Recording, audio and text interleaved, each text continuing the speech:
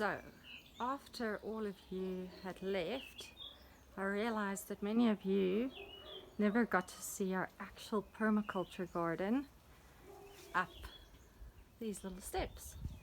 So, I'll give you a quick glance.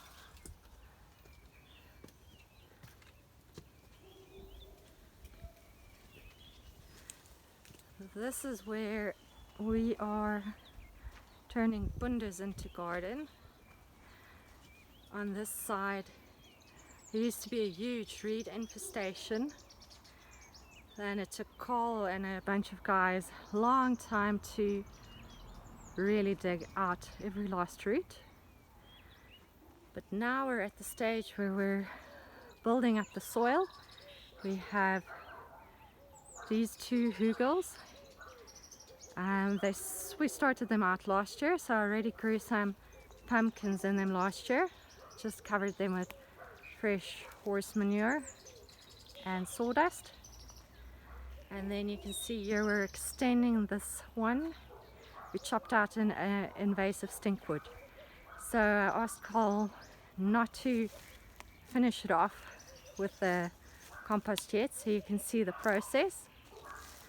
This, you can see at the bottom there's the big tree trunks and then twigs and whatever, and then it will also get covered with the horse poo and sawdust mix, and so we just shake that in between the cavities as much as possible, but of course you still do want good aeration, so it's not like you'll walk on it compacted, but you want the nitrogen from the horsey poo to break down the carbon of the wood, and then eventually you'll have soil.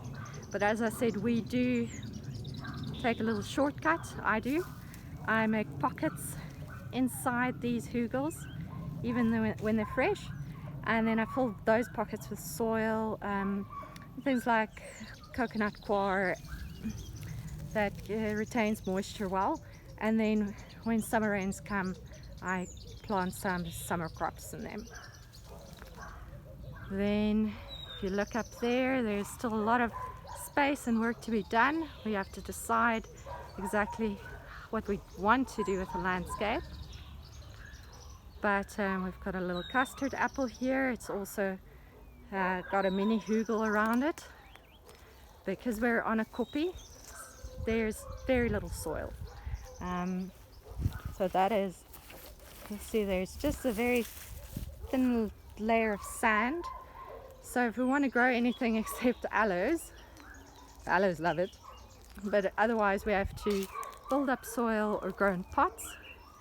So this is my pea tower where I grew beautiful peas until the mouse birds found it.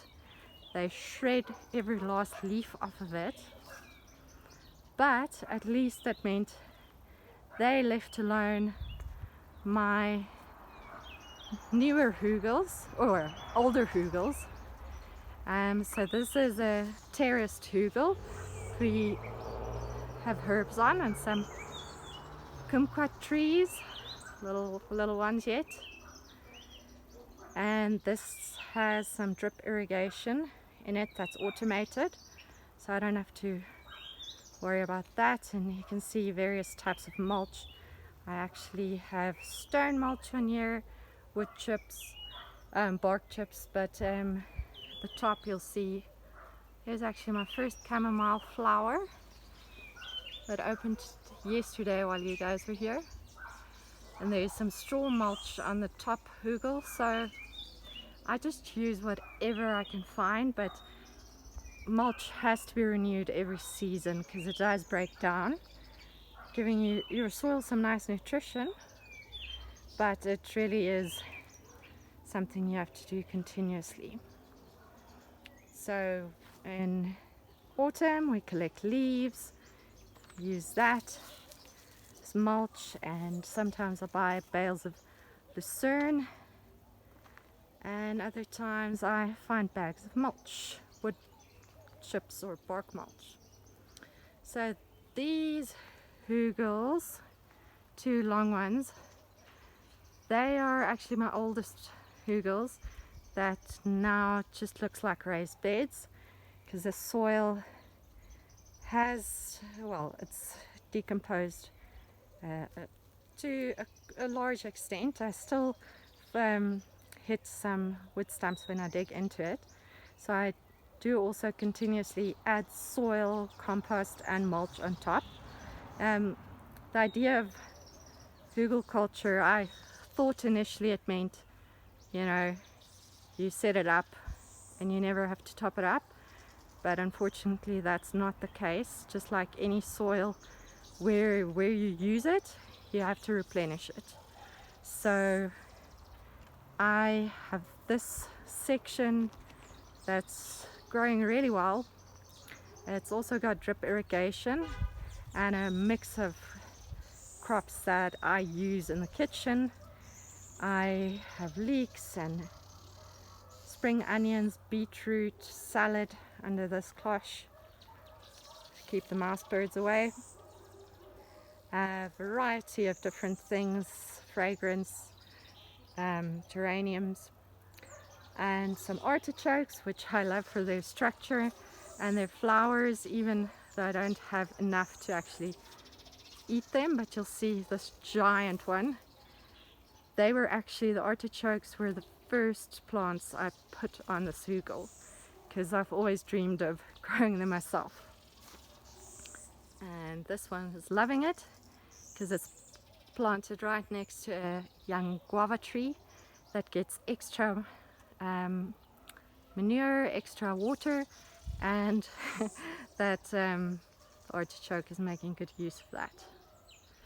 Then I just want to show you the first hugel I built. The hard reality of permaculture is sometimes your experiments fail, or well, you learn from them, so you never quite lose.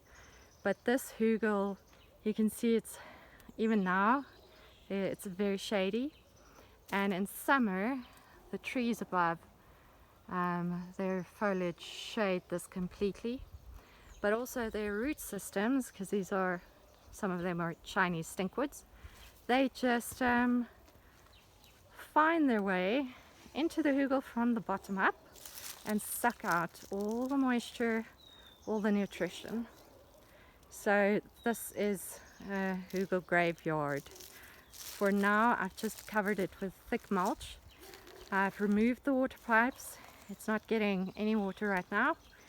We might do aloes, indigenous stuff on here, but you gotta know when to pull the plug on a project that's sucking up resources and not delivering much value.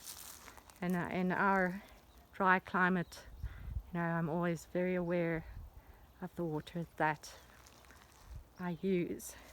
But you'll see on this side where the conditions are slightly different, right? Just because there's fewer trees shading it and it's further away from the big trees, I'm having much more success. So I am minimizing my garden as I go to rather be more efficient with fewer resources. And then of course I am so lucky to know all of you, so the crops that I am not able to grow, if you guys have some available and I can support you and buy your summer crops. I love supporting small producers who I know, and I know how they produce their food, and who do it really well. So I stick with what I can do well, and then I support other people who have their own specialties.